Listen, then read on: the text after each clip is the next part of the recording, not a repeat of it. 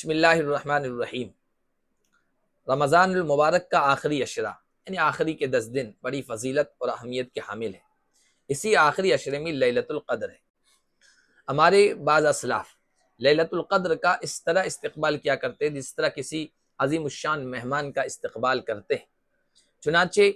ذہنی طور پر تیار ہونے کے ساتھ، قلبی اور دلی طور پر تیار ہونے کے ساتھ ساتھ وہ جسمانی طور پر بھی اس کے لیے تیار ہونا پسند کیا کرتے تھے۔ چنانچہ ابن جریر رحمۃ اللہ علیہ اور امام نخعی رحمۃ اللہ علیہ کے بارے میں آتا ہے کہ وہ لیلۃ القدر کے لیے خصوصی طور پر غسل کیا کرتے تھے اور اس کے لیے تیار ہوتے تھے۔ بعض اسلاف، بعض بزرگان دین کے بارے میں آتا ہے کہ وہ ان راتوں میں، جن راتوں سے ان کو یہ امید ہوتی تھی، جن راتوں سے متعلق کہ یہ رات شب قدر ہوگی، لیلۃ القدر ہوگی، تو اس کے لیے وہ غسل کیا کرتے تھے، بہترین لباس پہنا کرتے تھے اور خوشبو لگایا کرتے تھے اس کی تیاری کے لیے۔ چنانچہ ثابت بنانی فرماتے ہیں کہ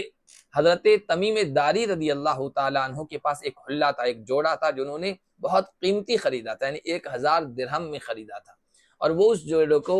جوڑے کو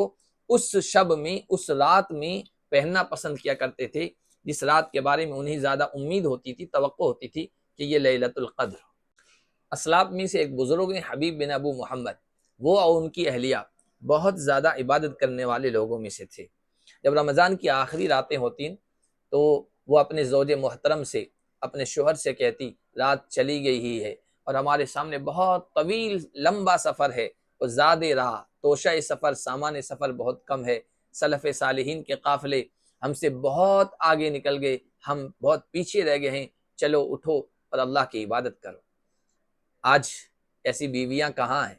ایسے شریک سفر کہاں جو اپنے شوہروں کو جگائیں اور عبادت کے لیے آمادہ کریں اور ان کو ترغیب دیں، جنہیں یہ احساس ہو کہ آخرت کی طویل نہ ختم ہونے والی زندگی کے لیے توشہ سفر، سامان سفر اسی دنیا سے اکٹھا کرنا ہے، اور وہ اپنے شوہروں کو جگا کر نبی پاک صلی اللہ علیہ وسلم کی اس خوش خبری اور اس دعا کی مستحق بنے جس میں اللہ کے نبی صلی اللہ علیہ وسلم نے فرمایا کہ اللہ رحم فرمائے اس مرد پر جو رات کے آخری پہر میں اٹھے، وضو کرے اور نوافل ادا کرے اور اپنی بیوی کو جگائے۔ بیوی اٹھنے میں، جگنے میں سستی کرے تو اس پر پانی چھڑکے اور اس کو جگانے کی کوشش کرے۔ اسی طرح اللہ رحم فرمائے اس بیوی پر جو رات کے آخر پہر میں اٹھے اور اللہ کی عبادت کرے، نوافل ادا کرے اور اپنے شوہر کو جگائے، اور شوہر نہ جگے، سستی کرے تو اس پر پانی چھڑک کر، پانی کے قطرات ڈال کر اس کو جگانے کی کوشش کرے۔